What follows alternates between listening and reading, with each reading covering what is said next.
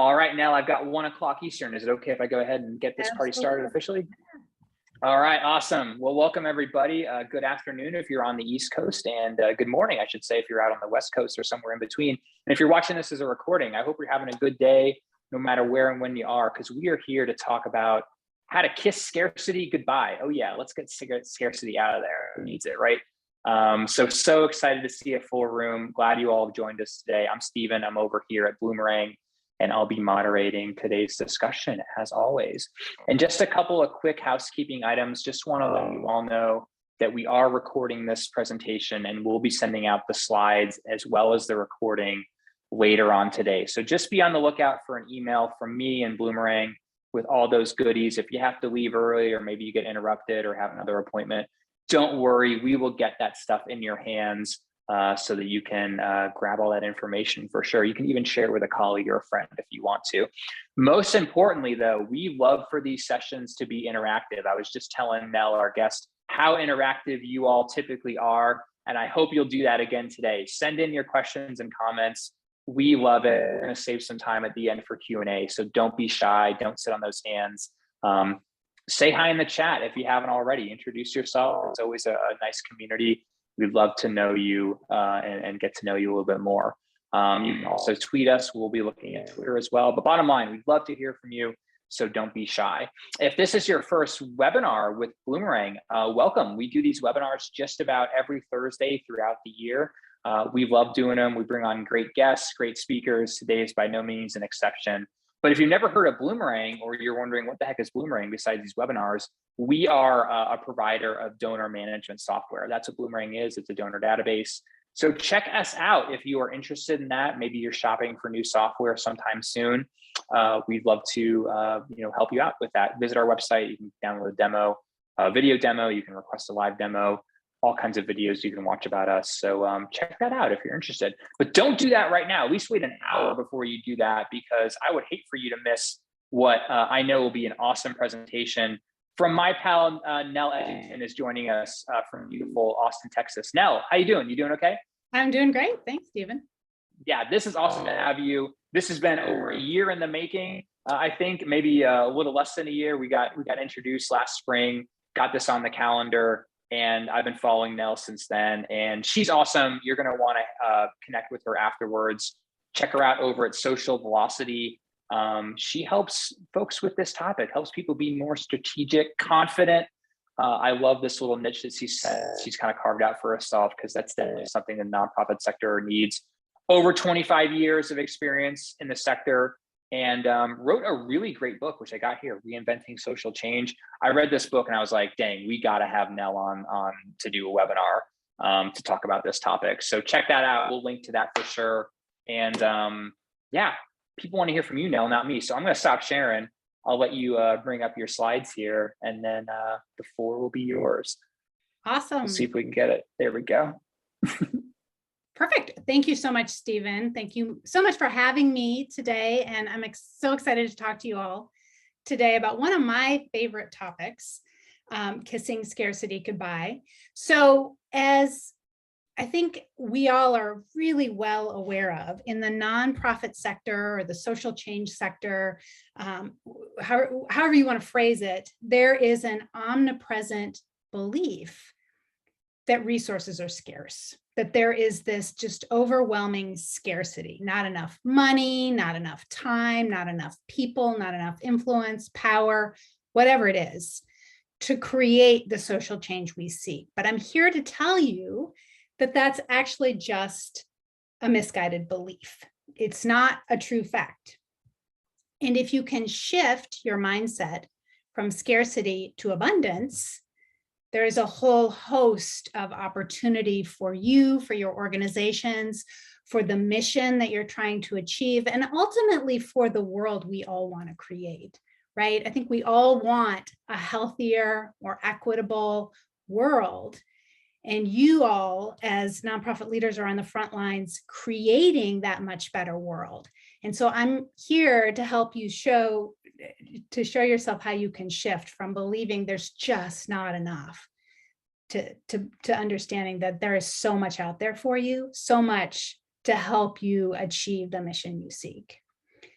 So as Stephen said, I love this to be super interactive. So if you do have questions or thoughts throughout, please feel free to put them there in the chat, and I'll check that occasionally. But also, I want to leave time at the end for you guys to ask questions as well. So let me start with really just defining what is a scarcity mindset.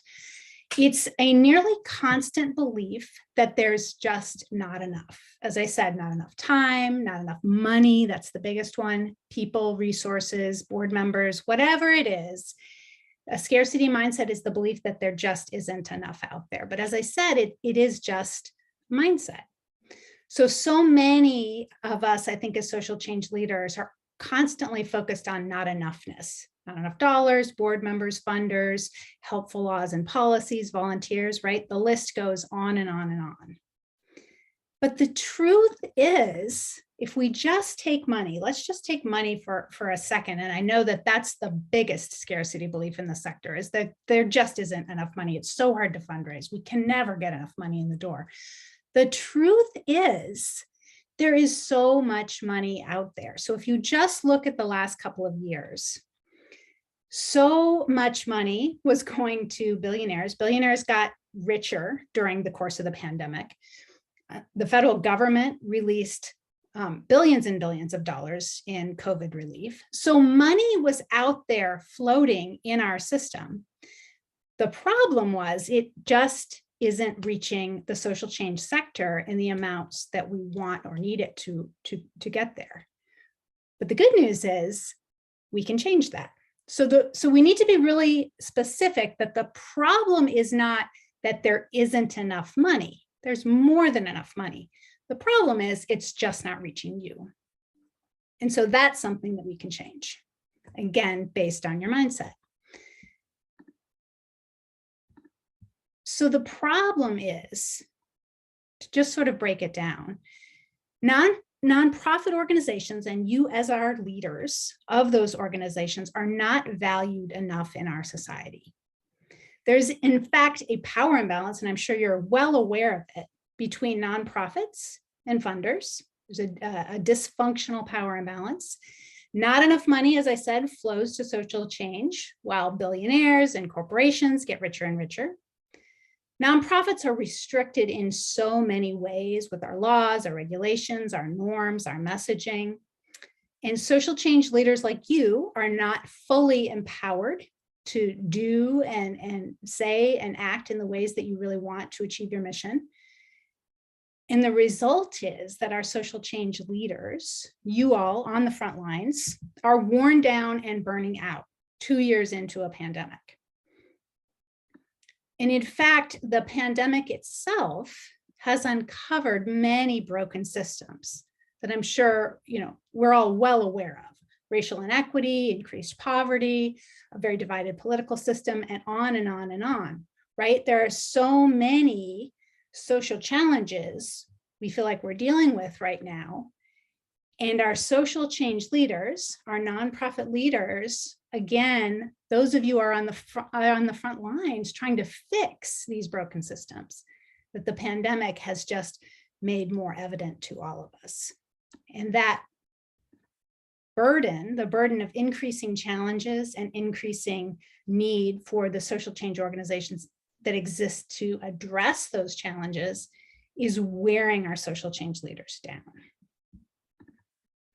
But the truth is, and the way you can emerge from this, is to recognize that the system is broken, not you. You're not broken. It is simply the way that we do social change, the way that we fund social change, and most importantly, the way we as social change leaders believe in our own worth and our own value to society, and how we attract the resources or don't attract the resources needed to create that social change we seek.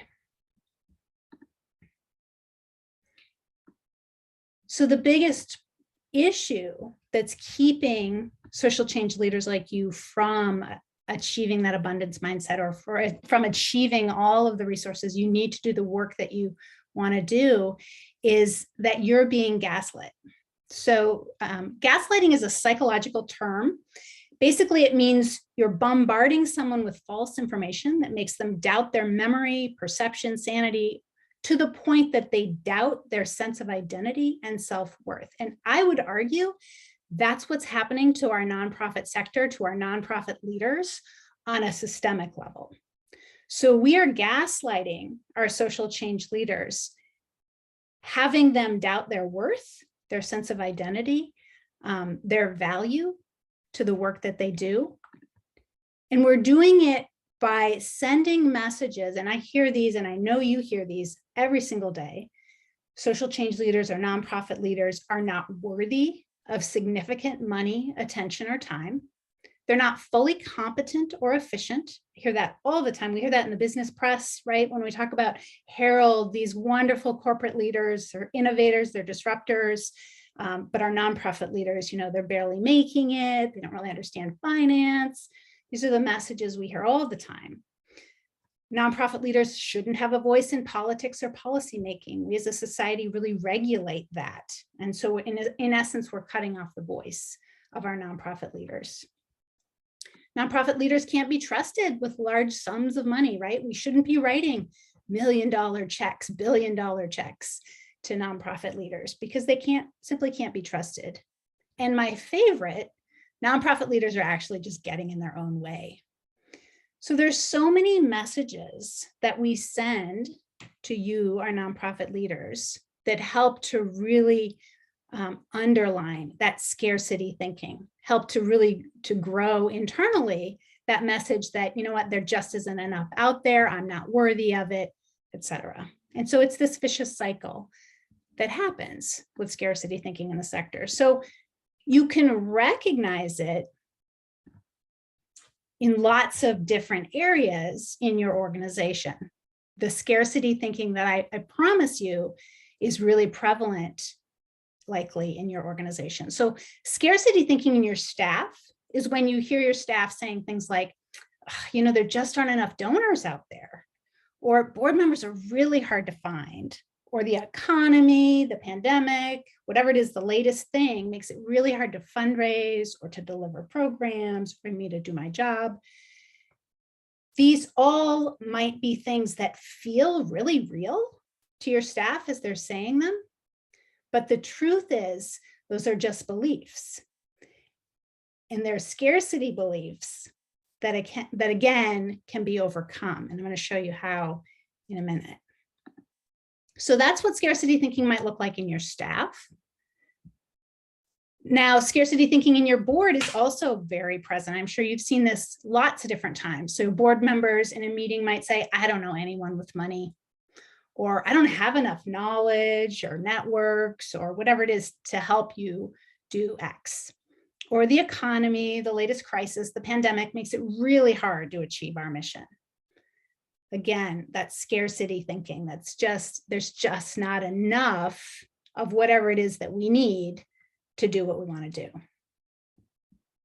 It even is present in your funders. So I think philanthropy also suffers from scarcity thinking, even though that seems so odd, because philanthropists are the ones with money, but they themselves have been sort of embroiled with this scarcity thinking as well. So funders might say things like, you know what, there are just too many nonprofits out there or in this particular space. Why don't you all merge? There's not enough resources, right, for as many as there are of you out there. Can't you combine efforts? These problems are overwhelming. I can't change my board. I hear that from philanthropists. I don't have any control over the decisions. The board is making these decisions, or I can't convince other funders to come along with me to do this. Again, it's just that not enoughness. And then also, most importantly, really look at yourself, the scarcity thinking that you're bringing to the table. So I never have enough time to get everything I need to get done. It's all up to me, such a burden. It all rests on my shoulders. I don't know what I'm doing. I'm not an expert in this. I don't have the expertise. I'm exhausted. This is really hard. And again, these are all things that might feel really real. And I'm not discounting that at all. I'm not suggesting that you just take a Pollyanna approach and say, you know what, it's fine, everything's fine. Instead, I'm saying, allow those things to come up, those fears that you have, those feelings of not enoughness, but then move into a different view, a more expanded view of what else might be also possible or also real, in addition to that scarcity that feels oh so real. Because the truth is, the truth is that you are surrounded by everything you need. I promise you, there is an abundance, because I see this all the time with my clients. There is so much out there, so many people that are willing and wanting to help, so much money that is wanting to reach your doors, so much time, so much support, volunteers, etc., that are out there ready to be mobilized by you and your social change mission. You just need to build a bridge to it. A bridge to an abundance worldview. And so what is that? What is an abundance worldview? It's when you believe, truly believe, and I know this might be hard to think about, how could I possibly believe in abundance when I am baked into scarcity day after day after day? So just open to the possibility that maybe there's some abundance out there. But an abundance worldview is when you truly believe that all the money, people, partners, power, and influence, all of that you truly need to achieve your mission is out there waiting for you. You just have to open yourself to it. You just have to build a bridge to it. So let me give you an example of one of my clients. And as I said, I see this all the time. Organizations and social change leaders come to me when they are really baked into the scarcity mindset, but they are open to the possibility. They believe so strongly in their mission and the better world they're trying to create, that they're open to the possibility that there might be more out there, that there might be abundance out there for them, but they don't have a clue how to get there.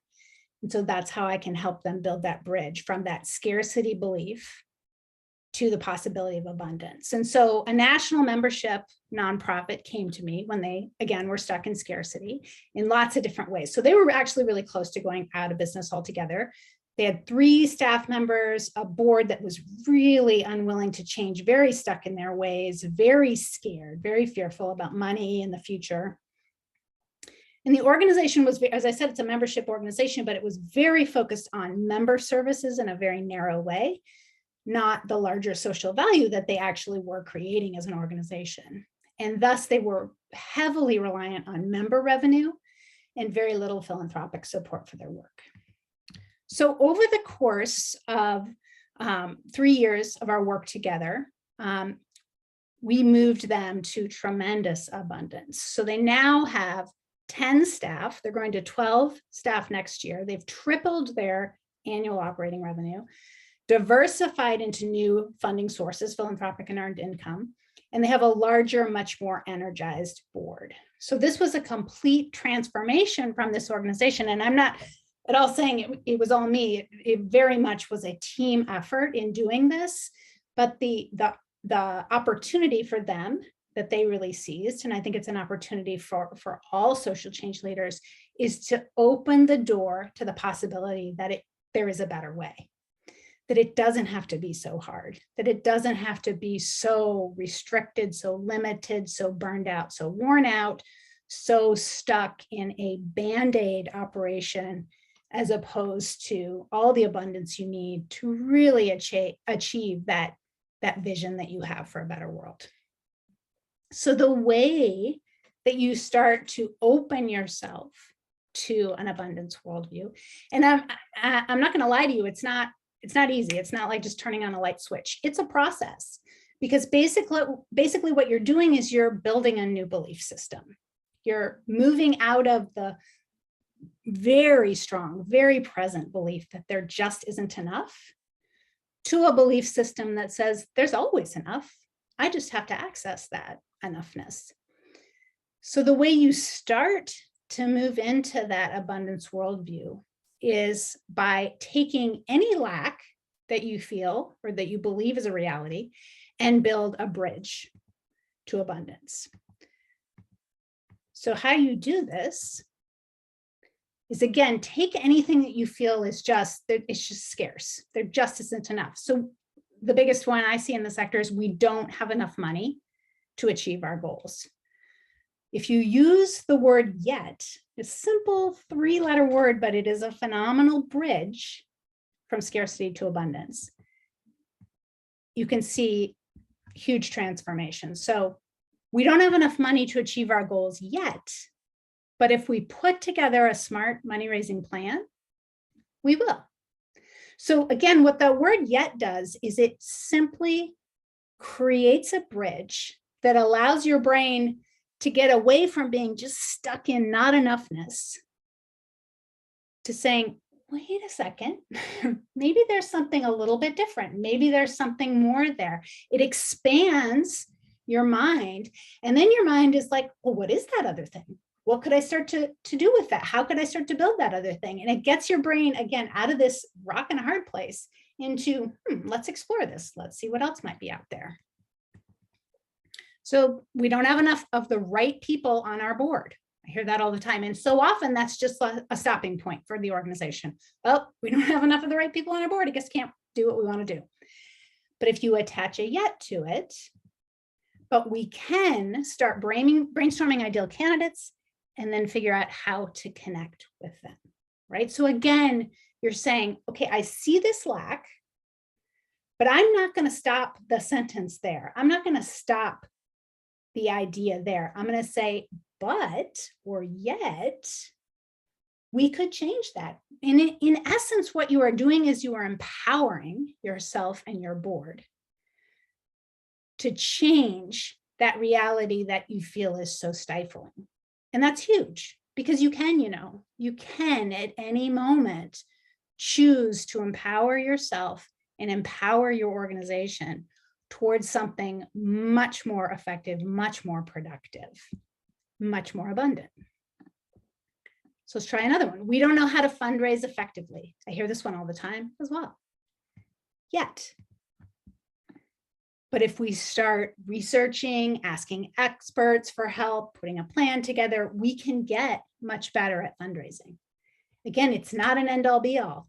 Yeah, it's true. We don't know how to fundraise, but, or yet, we can figure it out. We can ask for help. We can seek out others that are good at it. We can learn. We can be a learning organization. There is so much opportunity there. And that's in essence what you're talking about with moving to abundance, is there is unlimited opportunity out there. You just have to open yourself to that. Let's try another one. We don't have access to the policy influencers necessary to move our mission forward. Again, yet, right? But if we create a list of key policymakers passionate about our issue, we can figure out who in our network might be able to introduce us, and we can start to make connections, right? And that word yet gets a new ball rolling, right? Instead of just being stuck and saying, this sucks. You say, yep, it does. It does absolutely suck. But we can move in another direction. We do have that power to choose something different. So let me just pause there for a second and see, because I just think the use of the word yet, this bridge to yet, this bridge to abundance is so powerful and such a powerful tool for a tiny little 3-letter word. But I just want to pause and see if there are questions, comments about that. I'm going to look through here a little bit too. Yes, the slides are absolutely going to be available after the webinar. Let's see, it looks like Dominic had a question. Everyone needs to build up themselves first and then contribute to their society after that. Yeah, actually, that is what I believe, Dominic, is that we all can only be true effective leaders when we first figure out how to lead ourselves. And so ultimately, I say in the book, my mantra is change yourself, change your organization, change the world. Because I believe that change starts with the individual. And so we all have a responsibility. If we truly want to achieve our mission, if we truly want to move into abundance, we have to uncover the scarcity thinking, the scarcity mindset within ourselves as individuals first. And once we can move ourselves into abundance, again, through all of these tools that I'm talking about today, when you yourself are fully believing in abundance, then you can help move your board, your staff, your funders to that place. But you can't become an abundance advocate if you yourself don't fully believe in abundance. Lydia had a question. Our committee is called the Sustainable Funding Committee. I'm going to propose the Growth and Sustainable Funding Committee to move away from the break-even mindset. Is that what you mean about language change? Yes, love that, Lydia. That is fantastic. Yes, so and think about it too, though. It's not just a language change, right? It isn't just semantics. It's also an energy shift, right? Because when you talk about sustainability, right, you're talking about just kind of making it, right? As you said, breaking even. But when you talk about growth, right, that is expansive. That feels like there's so much more possibility and opportunity there, right?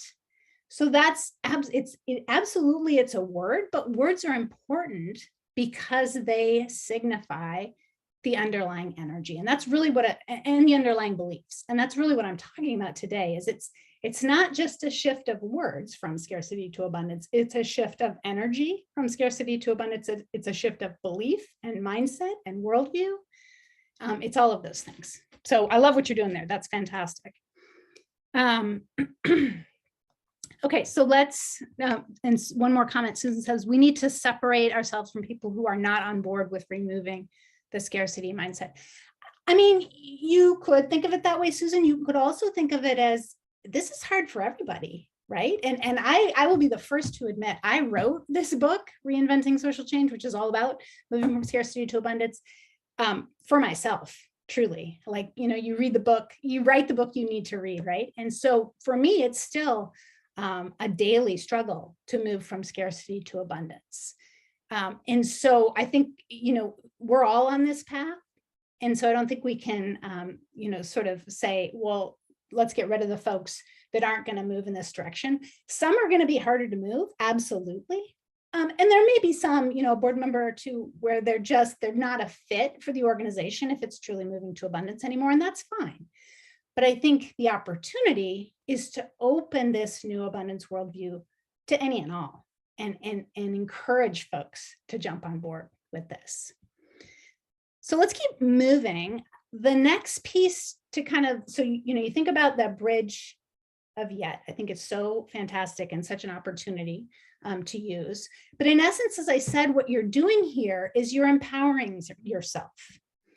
And I think there is such an opportunity for social change leaders to reclaim your own power. As I said, you've been gaslit for so long by our society. And what that has ended up doing is disempowering you, making you feel like you're not good enough, you're not worthy, lack maybe sometimes confidence and self-esteem and all of those things. But instead, there is an opportunity to say goodbye to all that and to fully step into your power, because I promise you, you have inside of you already all the power that you need to achieve the social change you seek. You just simply need to step back into it. You need to simply reclaim that power. And so one of the things that really disempowers nonprofit leaders, and I see this time and time again, is overgiving. That's when you are giving, and I think we do this as a sector so often. We are giving, and not balancing the give and receive function. So it becomes imbalanced. You yourself as a leader become imbalanced, depleted, exhausted, burned out. So instead, I'd like to see folks in the sector moved to generous giving, which is very different. So overgiving happens when you're giving because you have an emptiness within you. You're seeking approval or belonging or whatever it might be. So you might be overgiving to your board. You might be overgiving to your staff, to your partners, to your clients, whatever it might be. Whereas generous giving comes after you've fully taken care of your own needs first. So almost, back to Dominic's question is, take care of yourself first. And then you can be a more effective leader. Then you can be a more effective social change agent. You can be a more effective giver. Overgiving is born from lack. It's born from this scarcity thinking, I don't have enough, I'm not enough, therefore I need to give. Whereas generous giving is born from a generous place. You feel so full that you're overflowing and you want to then give to others. Overgiving comes from a battered heart. So you have your own challenges, your own feelings of lack or need or scarcity. Whereas generous giving, as I said, you're already full up and you're overflowing. And that's the place from which you give, a much more powerful place to give. And as I said, overgiving depletes both the giver and receiver. That's where you get to burnout, you're worn out, you're exhausted and depleted. Whereas generous giving strengthens both the giver and receiver. It's a more balanced and functional give-receive cycle. And I think this is such a key learning for the nonprofit sector. We are a sector of overgivers, but we could be so much more effective. We could create so much more social change if that desire to give came from a full heart, from a generous place, as opposed to from a place where we don't feel worthy, we don't feel valued or valuable as a sector, as an organization, as a leader. And I see this overgiving, this sort of dysfunctional overgiving cycle happening so much in the sector when we're misplacing gratitude. So as a leader of an organization or within a nonprofit organization, have you ever misplaced your gratitude on an absent or ineffective board member? I see this all the time. You have a board member that's just not worth the time or effort, but we're so thankful that they bother to give their name to our organization. Or a funder who keeps demanding more and more and more services for less and less funding. And we thank them. Oh, thank you so much for your support. Actually, no, you're not supporting us at all. You're making us crazy. Or a foundation leader who changes their funding priorities, right? That happens all the time. Oh, thank you so much for still considering us, or still, thinking that we might be worthy.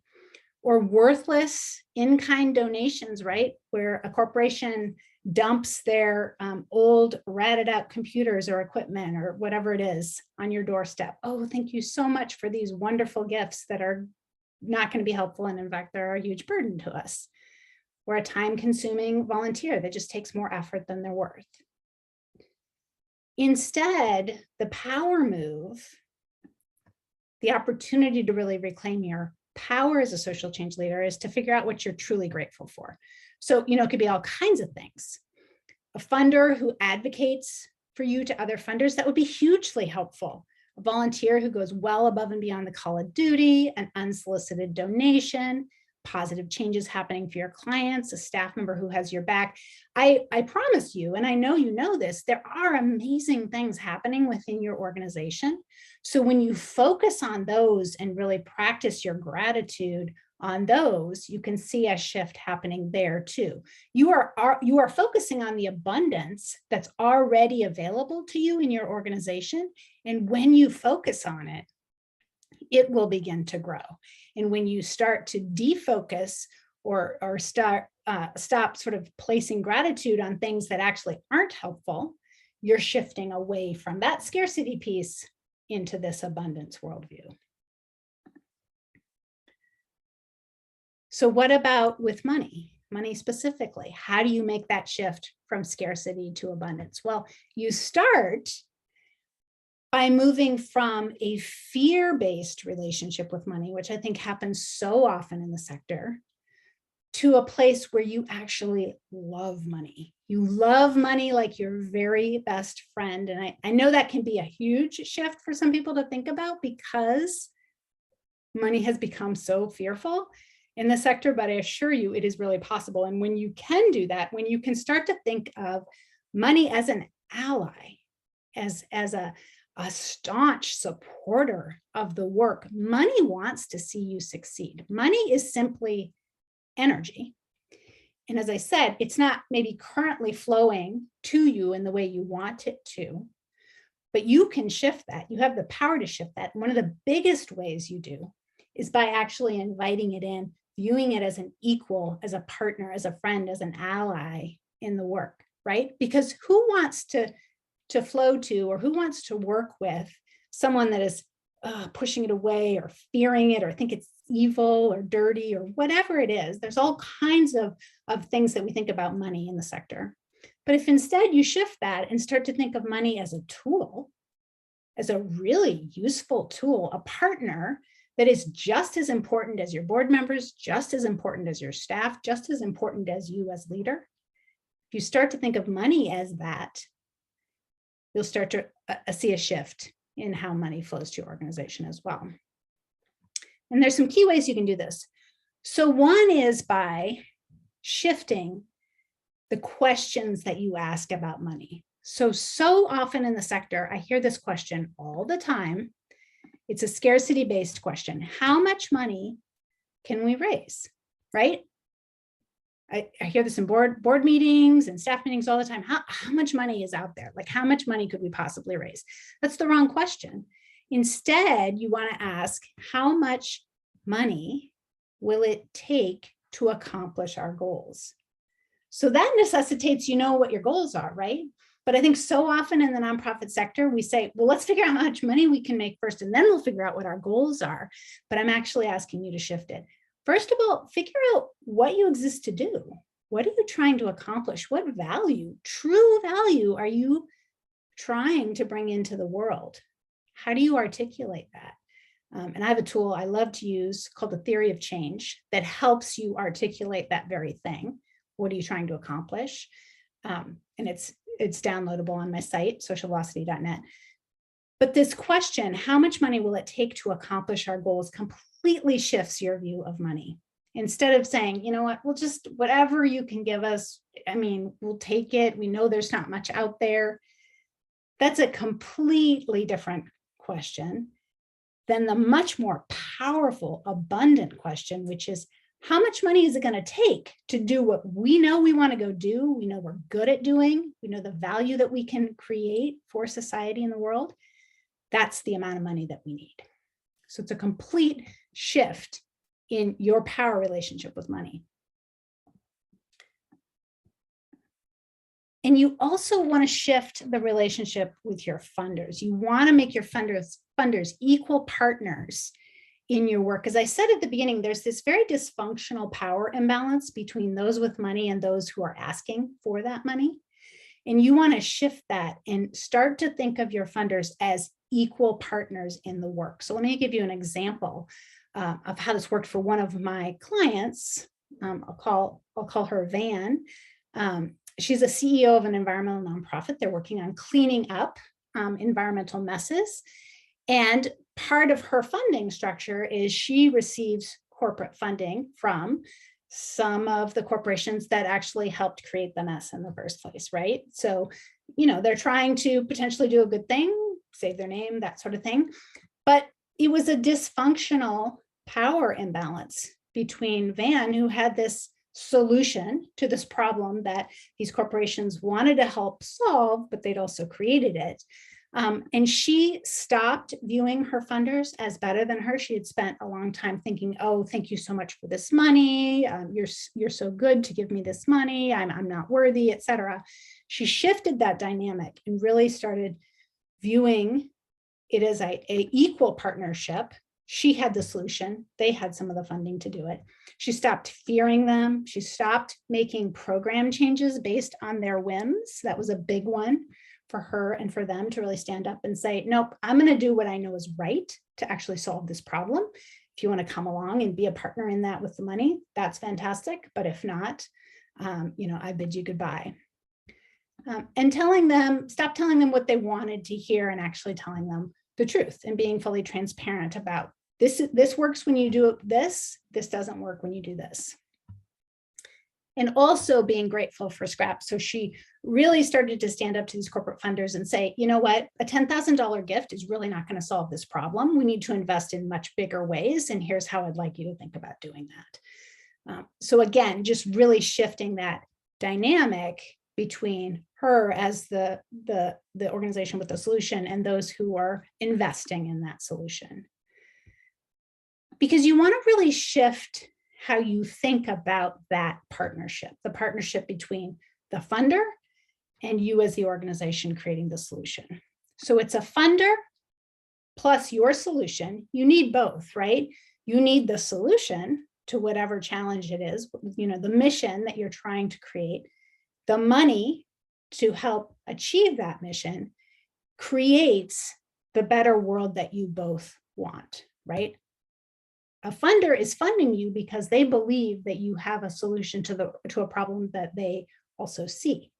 So you want to understand that is an equal dynamic. You need both. You can't have one without the other. You can't have a better world without a solution and the money required to fund that solution. So never forget, I really want you to internalize this message. You are offering a potential funder an incredible opportunity to invest in a rock star solution to a problem they care deeply about. That's the truth. And if that isn't the truth, then you probably want to find another funder. But that's the way you want to look at the relationship between you, the organization, the social change you're seeking, and those that are providing money to achieve that solution. That's the only way that partnership, that equal partnership, is truly going to work. And it's the only way you're truly going to achieve the social change you seek, is through that equal partnership. Because at the end of the day, when you're out there trying to raise money, the only way you're going to attract that abundance that you seek is if you first inspire yourself and then you inspire others. And you inspire yourself by stepping into your power, by viewing money as a friend, by understanding the goals that you're trying to achieve, that social change that you seek, believing that it's worthy, believing that you're worthy, believing that you're a rock star solution. So inspiring yourself with all of that, lighting yourself up, and then going out and inspiring others, inspiring your board, inspiring your staff, inspiring your funders, inspiring policymakers and other influencers. That's how you really light up the social change you seek. And that's how you begin to attract that abundance of money, people, time, influence, and power necessary to achieve your goals, to achieve your mission. And I truly believe that the social change sector is made up of a ton of empaths. And if you don't know, an empath is someone that literally almost feels the pain of others or feels the pain of the planet.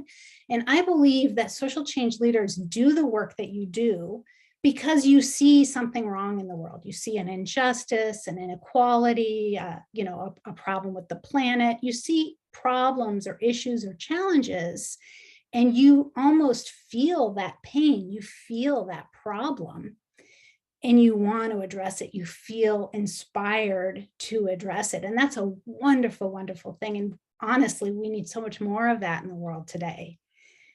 But it's a challenge to be an empath, to feel that pain. But I think we are at a key inflection point as a society and as a world where we need more empaths to really step up, to really step into your power, to attract all the abundance you need to achieve that social change vision you have to help us solve these problems that we are all facing. And so this, to me, this quote says that empaths are the ones most likely to bring balance to the disparity that currently exists. It's critical for us as empaths to dig deep and find the courage to step into our own power. And that's in essence what I'm asking you all to do, is to eschew the scarcity mindset that we have been boiled in as a sector for decades and decades, to eschew that and to say, no more. I'm not going to play by those broken rules anymore. I'm going to step into the abundance of all the people, money, time, power, and influence that I need to create the better world that, by the way, we all need as well. So I wanted to just put a plug in if these ideas resonate for you, if you want to learn more about moving from scarcity to abundance, please check out my book, Reinventing Social Change. It's available wherever books are sold. And then I also am running a free training series on the website at socialvelocity.net/free-training. You can stream these free trainings anytime. It just digs deeper into all of these different topics if you want to dig in more. And I encourage you to email or connect with me as well. I always love to hear from social change leaders. I think you guys are rock stars. And my only hope for you is that it becomes easier for you, that you attract more abundance, because as I said, that's what the world needs. We need fully empowered social change nonprofit leaders to create a better world that we all need. So I'd love to open it up to questions. If you all have questions, comments, thoughts about all of this stuff.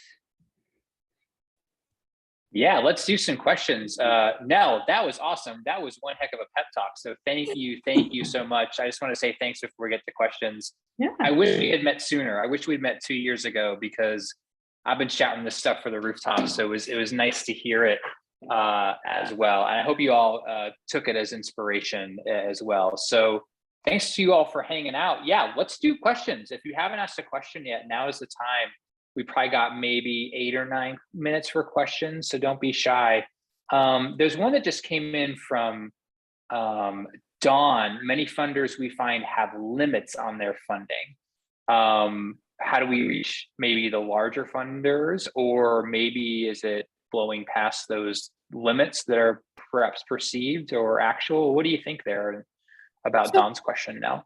Yeah, so Dawn, what you're identifying is a scarcity belief in funders, right? So you are encountering funders that think they have a limit for whatever reason. There could be lots of reasons, but they believe there's a limit to what they can do and what they're willing to fund for you. So that's a scarcity belief, right? So whenever you encounter that, I encourage you to go back to yourself and say, what is the scarcity belief that I hold?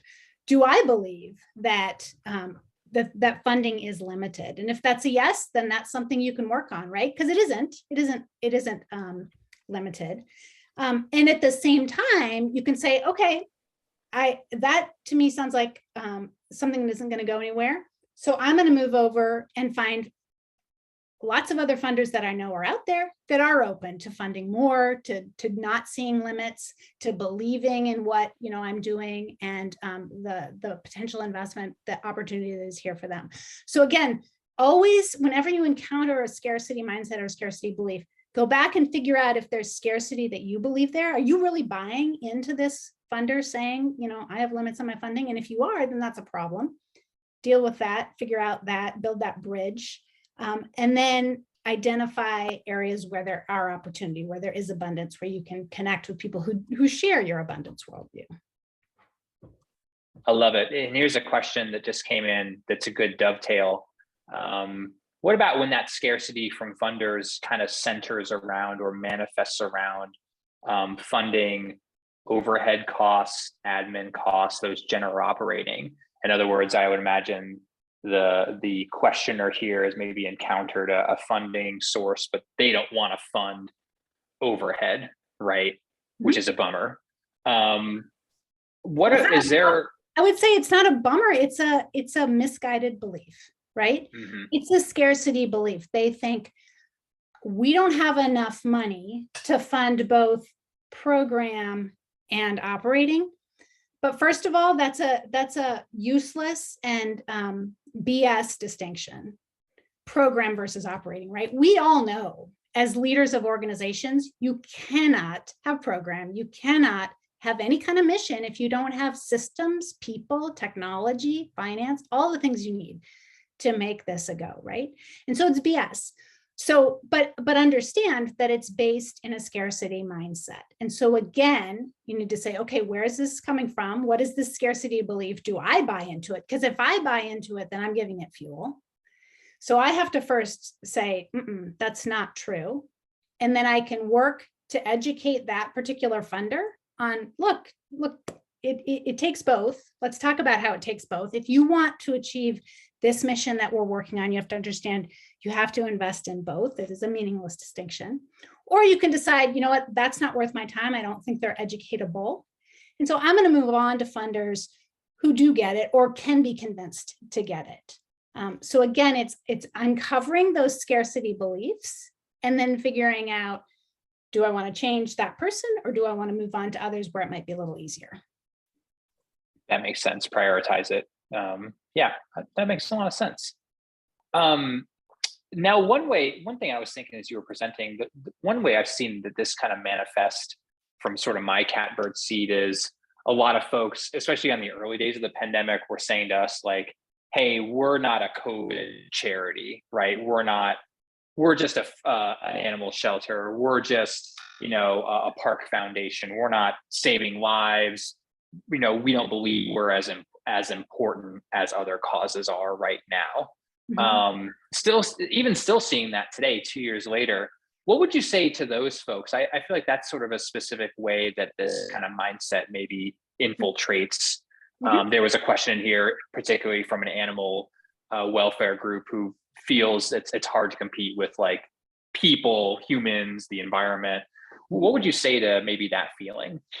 Yeah, so I mean, let's just take those two examples, an animal welfare group and a parks or nature group, right? You can argue, again, if you have more of an expansive, abundant worldview, you could argue that both of those things are absolutely critical during a pandemic, right? We need our pets more now than ever, right? To help with mental health, to help us feel that we belong, that we're connected to other souls, right? Animal welfare is critical right now. The same with parks and wildlife and nature, right? We need to be out in nature, feeling connected to it in the midst of a pandemic where we feel like the world is sort of imploding and everything is divisive and scary. We need to be out in nature connecting with that, right? So I would argue, you can make an argument for whatever mission, whatever social change you are working on, but you yourself have to first believe that it is critical whenever. So you yourself have to believe in the argument that, yeah, there is a pandemic going on and we are even more important now than we were before the pandemic. And here's why you should invest. That makes a lot of sense. I hope that was a good pep talk for those groups maybe find themselves in that situation. You all matter, no matter what you do. People care about you, right? Now, you mentioned the economy early on in your presentation as maybe one thing that can maybe cause this phenomenon, if that's the right word. And we're recording this on March 24th, 2022. The economy is going through something right now. We've got gas prices, inflation. Anything specific around that as we're sort of dealing with that specifically right now? Is maybe that's something that's come up recently in some of the conversations you've been having?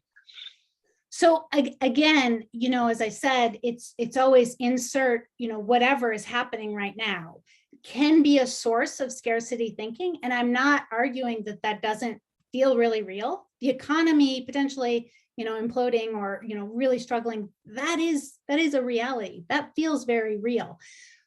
But what's the opportunity? And there are still so many people with so much money. There is so much money flowing in the economy.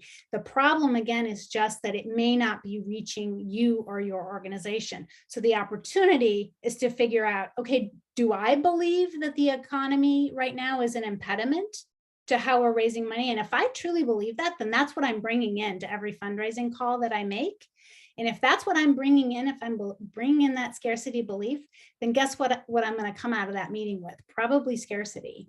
And so you want to shift that for yourself and recognize that our economy has gone through so many ups and downs over so many years, yet organizations have thrived. Money still continues to flow. Nonprofit organizations have been able to do what that they've done. And so you want to shift that belief for yourself, and then move to your funders, move to your messaging, your fundraising asks and appeals from that space of truly believing, no matter what the economy is, you can achieve the investment you need to achieve your mission.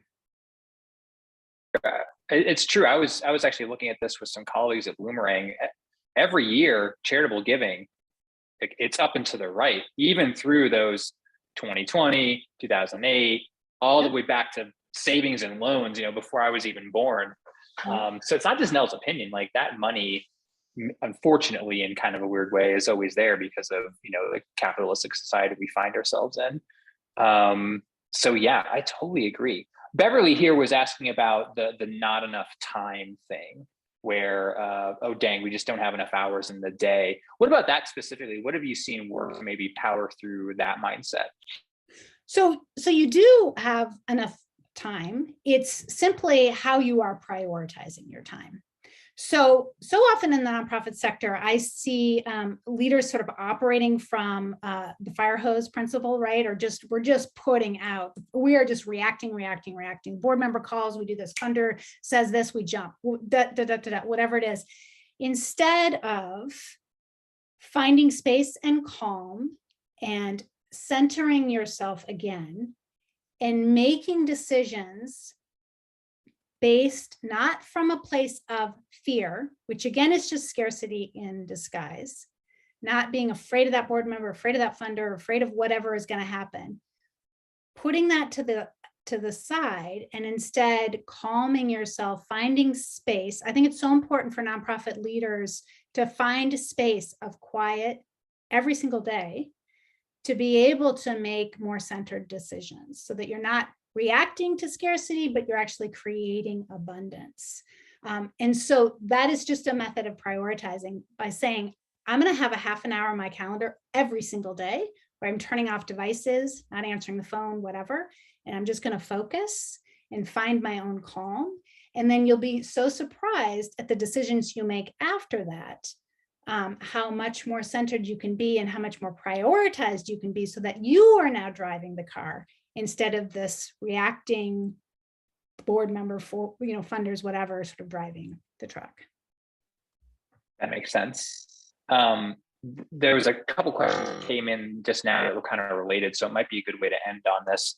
What about this idea of having a rainy day fund, right? It's almost the opposite of scarcity, right? Where you're sort of hoarding this big pile of maybe resources or money for when things get bad, but it perhaps never gets used. Is that something you've run into? I'm thinking of maybe, big endowments that, grow and grow every year, but there's a lot of need and it doesn't get spent. And I don't mean to demean endowments. It's just kind of something I thought of there. What have you run into that, and what are maybe some ways to convince the board that, like, hey, maybe we should dip into that, right? There's a lot of need right now and we've got the resources. It seems like that's, in a weird way, a form of scarcity, even though there is a lot of resources available, When you are hoarding, I think hoarding, the word you used, is a great word, right? Because when you're hoarding something, it's because you believe that there isn't enough of it, right? So when you are sort of stockpiling money and afraid to spend it, then you are operating based on fear, you're operating based on scarcity. Now, I think there's a distinction, though, between a reserve fund or an operating fund, right? I strongly believe that nonprofit organizations should have at least 6 months of operating, because it allows you to do research and development. It allows you to hire staff whenever you might need to expand. It allows you a flexibility where you're not just, going day by day and hoping you're going to have the cash flow. Any strong for-profit business is going to have a reserve fund, that cash flow that they can just tap into when they need to. That's very different than this shortage belief that we've got to stockpile money for when bad things happen. That again is scarcity thinking. That's a fear-based decision. So I would advocate for organizations to feel really good about, we're going to have 6 months of operating reserve so that we can be nimble and we can make decisions and we can expand when we need to and invest in things that we want to invest in. But we're not going to stockpile money because we're afraid of what might happen. Instead, we're going to move forward with the belief that, we're doing really important work. There's an opportunity to invest in this, and we're going to constantly be growing our network and growing our support so that we always, have the funding that we want to be able to do what we want to do. Awesome. Thanks for making that distinction between the two things. That makes a lot of sense. Dang, this hour flew by. I wish we could keep the conversation going. I think you and I could talk about this for hours and probably have in the past. But now, why don't you bring up your contact slide again, just in case people didn't grab that, because I want them to get in touch with you. What's the best way that they can do that? Absolutely. Your website, I assume. Yes. So it's socialvelocity.net. Or email me, nell@socialvelocity.net. And I saw a question in the chat, what was the training again, the free training? So that if you go to socialvelocity.net/free-training, you can stream all the 5 different trainings anytime. And I encourage you to do that if this resonated with you. Nice. Yeah, I hope people will check that out and grab the book as well, because I feel like this presentation is just like an entree to all the good stuff that's in that book. So no, this is awesome. Thanks for doing this. I'm glad we finally made it happen. So thank you. Thank you so much for having me. It was a lot of fun. And thanks to all of you for hanging out and chatting in and asking questions. I always love that and appreciate that engagement there. So thank you for doing that and taking time out of your day. Like I said, we did record. We'll send the recording and the slides later on. So if you want to, relive any of that content or share it, you'll have that here real soon. Next webinar, we're taking next week off for spring break. I hope you'll let me take 1 week off, but then we will be back April 7th to talk about grant attachments. If you don't know what an attachment is on a grant application, this is a webinar for you. And if you do know what that is, and maybe you want to up your game, check it out. Our buddy Megan is going to join us. Same time, same place, totally free for you grant folks or people that are interested in applying for grants. This is going to be a good one, a topic we haven't covered before.